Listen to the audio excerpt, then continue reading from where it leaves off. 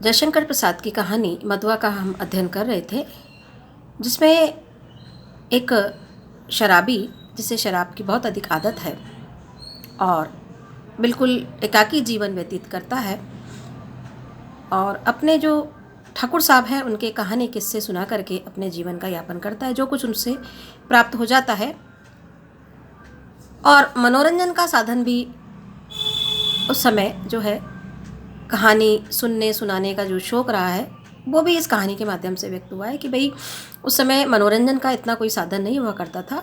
तो जो ये मधुआ में जो पात्र है वह ठाकुर साहब को कहानियाँ भी दर्द, पीड़ा, वेदना, रंग महल के किस्से, रानियों के किस्से, है ना, जमी दुखियों की दर्द भई आए, रंग महलों में घुल घुल करके मरने वाली बेगमें, और इस प्रकार से ऐसी कहानियाँ वो सुनाता था। तो ठाकुर साहब कहते हैं कि आज तुम कोई हास्य व्यंग वाली कहानी सुनाओ जिससे कि एक मनोरंजन हो और मन प्रसन्न हो जाए, हंसी वाली कहानी तुम सुनाओ।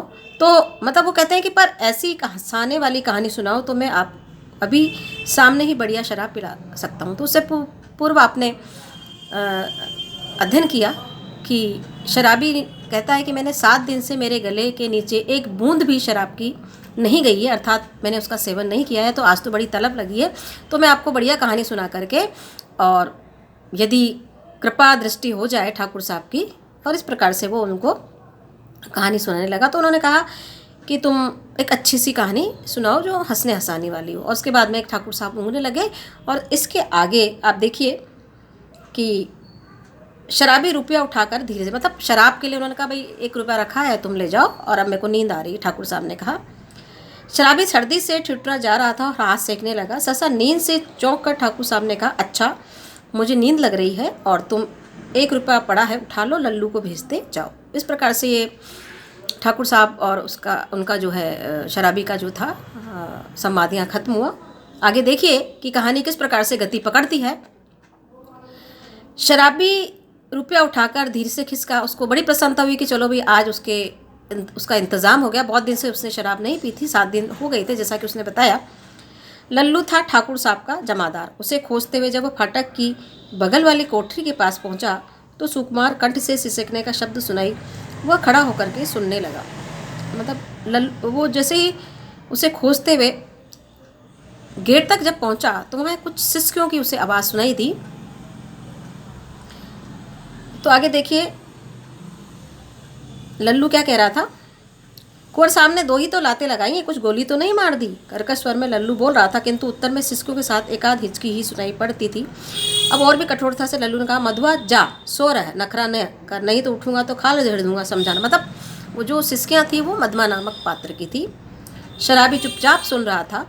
बालक की सिसकी और बढ़ने लगी। फिर उसे सुनाई पड़ा, ले अब भागता है कि नहीं, क्यों मार खाने पर तुला है। भयभीत बालक बाहर चला आ रहा था। शराबी ने उसके छोटे से सुंदर गोरे मुख को देखा। आंसू की बूंदें डुलक रही थी।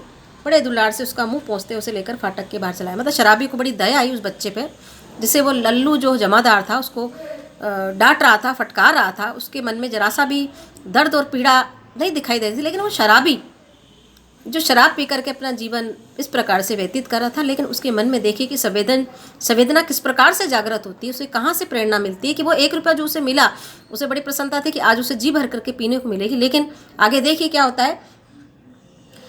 और 10 बज रहे थे रात के, कड़ाके की सर्दी थी। दोनों चुपचाप चलने लगे। शराबी की मौन सहानुभूति को उस छोटे से सरल हृदय ने स्वीकार किया। मतलब मधुआ उसके साथ में। वो चुप हो गया। अभी वह एक तंग गली पर रुका था कि बालक ने फिर से सिसकने की उसे आट लगी। वह झड़क कर बोल उठा। शराबी बोला, भाई वो फिर सिसकने लगा, भाई अब क्या हुआ है तुझे, वहाँ से तब तू चला आया, अब क्यों रोता है छोकरे, मैंने दिन भर से कुछ नहीं खाया। मतलब कहता है कि मैं भूखा हूँ, मैंने दिन भर से कुछ नहीं खाया। इतने बड़े अमीर के यहाँ रहता है और दिन भर तुझे खाने को नहीं मिला। यही तो कहने तो गया था मैं जमादार के पास, मार तो रोज़ ही खाता हूँ, आज तो खाना ही नहीं मिला। कुंवर साहब का और कोट लिए खेत में दिन भर, मतलब खेल में दिन भर साथ रहा। मतलब देखिए कितनी दयनीय दशा उस बालक की थी कि जिसमें सारे दिन वो काम कर रहा है, लेकिन उसके पेट भरने के लिए एक जो इतने बड़े आदमियों के घर में रहता है, लेकिन उसको पेट उसका भरता नहीं है और बड़ा वो दुखी है। 7 बजे लौटा तो और भी 9 बजे तक कुछ काम करना पड़ा, आटा नहीं रख सका था, रोटी बनती तो कैसे। जमादार से कहने गया था। भूख की बात कहते कहते बालक की दीनता और भूख ने एक साथ जैसे उस पर आक्रमण कर दिया और वो हिचकियाँ लेने लगा। मतलब दीनता और भूख, जो उसके पेट में जो एक तरह से अन्न नहीं गया था, तो वो सारी चीज़ें, वो पीड़ा, दर्द, सारा कुछ कहाँ उभर आया, उस बालक के, मधुआ के चेहरे पर वो भाव उभर के आ गया। और इसी पीड़ा ने जो है शराबी को, जो उसके मन को भीतर तक क्या कर दिया, द्रवित कर दिया। और वो फिर हिचकियाँ लेने लगा, क्योंकि बच्चा तो भूखा था और शराबी के पास वो 1 रुपया जो मिला था उसे कहानियाँ सुनाने के, और वो उसने शराब के लिए उसके पास था, वो बड़ा प्रसन्न हो रहा था। शराबी उसका हाथ पकड़ घसीटता हुआ गली में ले गया। एक गंदी कोठरी का दरवाजा ढकेल कर बालक को लिए हुए वो भीतर पहुंचा। टटोलते हुए सिलाई से मिट्टी की ढीबरी जलाकर फटे कंबल के नीचे कुछ खोजने लगा। एक पराठे का टुकड़ा मिला। मतलब शराबी अपने जहाँ वो रहता था कोठरी में, वहाँ लेके गया तो एक पराठे का टुकड़ा उसको मिल गया। तो उसने सोचा भाई चलो इंतज़ाम हो गया। शराबी उसे बालक के हाथ में देकर बोला, तब तक तू इसे चबा, मैं तेरा गड्ढा भरने के लिए कुछ और ले आऊँ। सुनता है छोकरे, रोना मत, रोएगा तो खूब पीटूंगा। मुझको रोने से बड़ी बेर है, पाजी कहीं का। मुझे भी रुलाने लगा। मतलब इतना मन उसका द्रवित हो गया शराबी का कि ठीक है, मैं तेरे खाने पीने का इंतज़ाम करता हूँ, क्योंकि उसके पास पैसा तो है ही गया था, 1 रुपया उस समय बहुत पर्याप्त था उसके लिए। तो उसने कहा कि भाई तू रोना मत, जब तक ये जो पराठे का टुकड़ा मिला है उसको तू चबा, और मैं तेरे खाने पीने का इंतज़ाम अभी करता हूँ। शराबी गली के बाहर भागा।